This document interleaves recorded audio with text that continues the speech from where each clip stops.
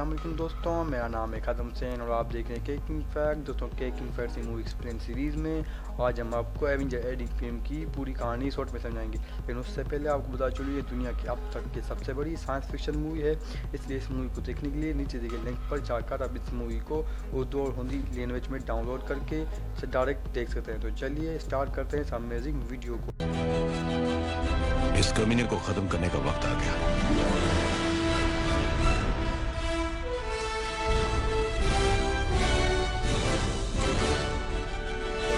इस मूवी की कहानी वहीं से शुरू होती है जहां इन्फिनिटी वॉर की ख़त्म होती है। और दोस्तों इस मूवी की कहानी समझने के लिए आपको हमारी इन्फिनिटी वॉर वाली वीडियो देखनी होगी ताकि आपको ये वीडियो समझ में आए। दोस्तों इन्फिनिटी वॉर के आखिर में हमने देखा था कि थैनोस स्टोन हासिल करके चुटकी बजा लेता है और यूनिवर्स की आधी आबादी समेत कई एवेंजर्स भी धूल बनकर उड़ जाते हैं।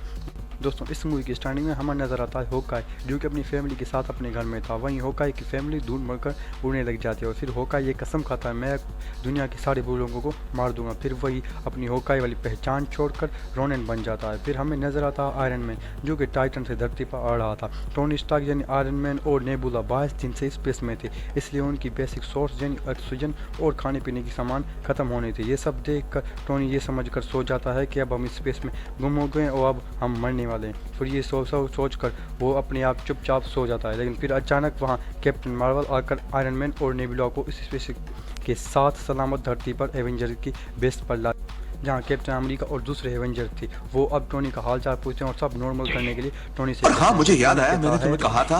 हाँ याद आया टोनी मैंने कहा था कि हमें पूरी दुनिया पर एक सॉलिड मजबूत कवच बनाना चाहिए, याद आया तुम्हें? लेकिन तब तुम्हारे उसूल, तुम्हारे आदर्श तुम्हारे सामने आकर खड़े हो गए थे, है ना? अब जो हो गया सो हो गया। तो मैंने कहा था कि हम हारेंगे और तुमने कहा हम हारेंगे तो साथ मिलकर हारेंगे। मुबारक हो, हम हार गए कैप्टन, और तुम उस वक्त नहीं थे।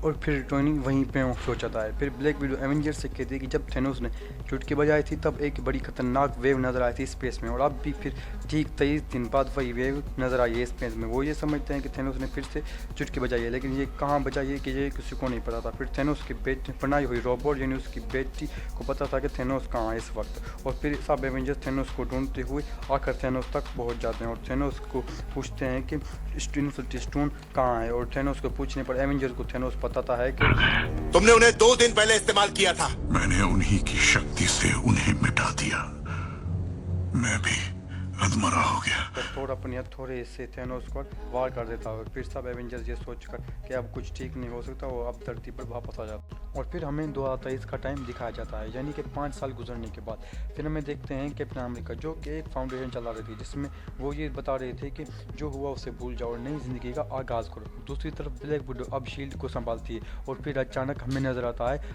एंटमैन जो कि एक मिनट के लिए टाइम मशीन में गया था, लेकिन उसको बाहर लाने के लिए कोई नहीं बचा था क्योंकि सारे लोग धूल बनकर उड़ गए थे। फिर एक चूहे की वजह से एंटमैन बाहर आ जाता है। ये सब फिर एंटमैन ब्लैक विडो और कैप्टन अमेरिका को बताता है। उनको एक उम्मीद की किरण नजर आती है कि अब सब पहले जैसा हो जाएगा, क्योंकि वो इस वाक्य से मुतासर होकर टाइम मशीन बनाना चाहते थे, इसलिए उन्हें टोनी की ज़रूरत है। लेकिन टोनी उन्हें मना कर देता है क्योंकि उसे डर होता है अगर मैंने टाइम मशीन बनाई तो मेरी बेटी और मेरी वाइफ ख़त्म ना हो जाए। और फिर कैप्टन अमेरिका और ब्लैक विडो ग्रूस बैनर के पास जाते हैं और हेल्प के लिए उन्हें कहते हैं, लेकिन ग्रूस बैनर अब हमें एक नए लुक में नजर आता है। 18 महीने लैब में काम किया, बैनर का दिमाग और हल्क की बॉडी को एक किया, और अब देखो मेरी तरफ, मेरे दोनों हाथों में लड्डू।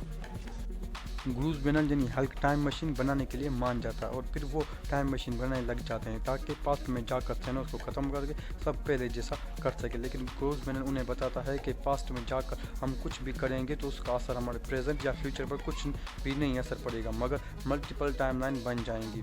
यहाँ ये जानकर एवेंजर्स ये फैसला करते हैं कि हम अब पास्ट में जाकर वो स्टोन प्रेजेंट में लाकर सब पहले जैसा कर देंगे, और वो टाइम मशीन बनाने लग जाते हैं। लेकिन वो सही तरीके से टाइम मशीन बना नहीं पाते और